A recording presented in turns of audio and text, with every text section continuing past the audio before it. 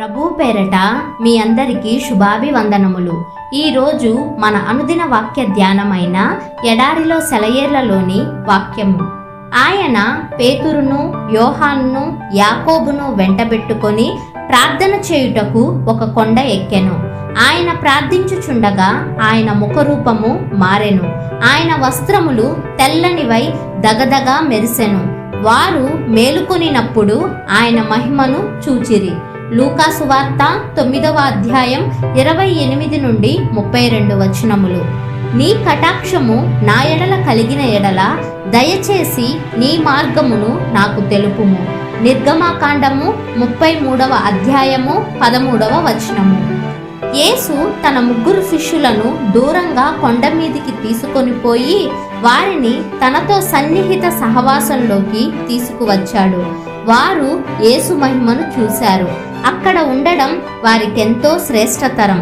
తమ ప్రభువుతో ఒంటరిగా కొండ మీద ఉన్నవారికి పరలోకం ఇంకెంతో దూరం ఉండదు. ఏకాంత ప్రార్థనలో, ధ్యానంలో తెరచి ఉన్న పరలోకపు ద్వారాలను చూడలేని వారెవరుంటారు?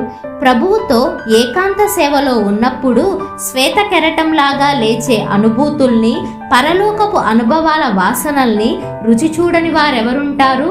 మన ప్రభువు తన శిష్యులతో ఏకాంతంగా మాట్లాడడానికి రకరకాల సమయాలను, స్థలాలను ఎన్నుకుంటూ ఉంటాడు.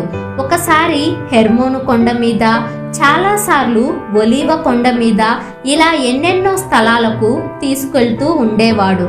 ప్రతి క్రైస్తవుడికి ఒలీవ కొండ అనుభవం ఉండాలి. మనలో చాలా మంది పట్టణాలలో నివసించే వాళ్ళం.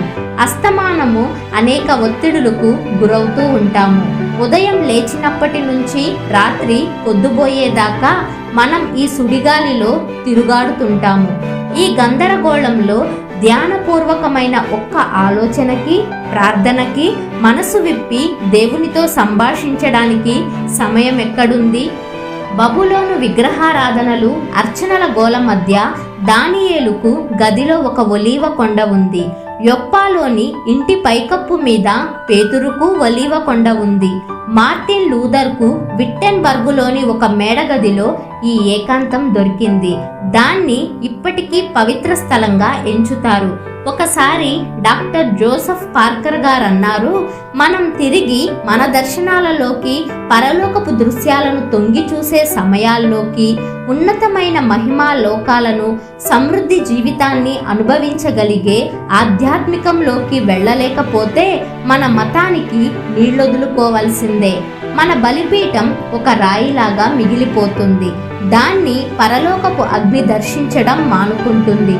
ప్రపంచానికి నేడు కావాల్సిందేమిటంటే దేవుణ్ణి చూసిన మనుషులు. దేవునికి సన్నిహితంగా రండి. తప్పటడుగులు వేసే పేతురును, తమ బోధకుడిని, ఆయన ఉద్దేశాలను అర్థం చేసుకోవడానికి మాటి మాటికి విఫలులైన యోహాను, యాకోబులను యేసు ఏకాంతంలోకి తీసుకువెళ్ళాడు. మిమ్మల్ని ఈరోజు ఆయన ఏకాంతంగా కొండ మీదికి తీసుకెళ్తాడేమో. ఎందుకు తీసుకెళ్ళకూడదు? మిమ్మల్ని మీరే తగ్గించేసుకొని అలాంటి ఆశ్చర్యకరమైన దర్శనాలు, దేవుని వాక్కులు వచ్చేది ఎవరో కొద్దిమంది భక్త వరణ్యులకే అనకండి. మీకోసం కాదని ఎక్కడా రాసిలేదు.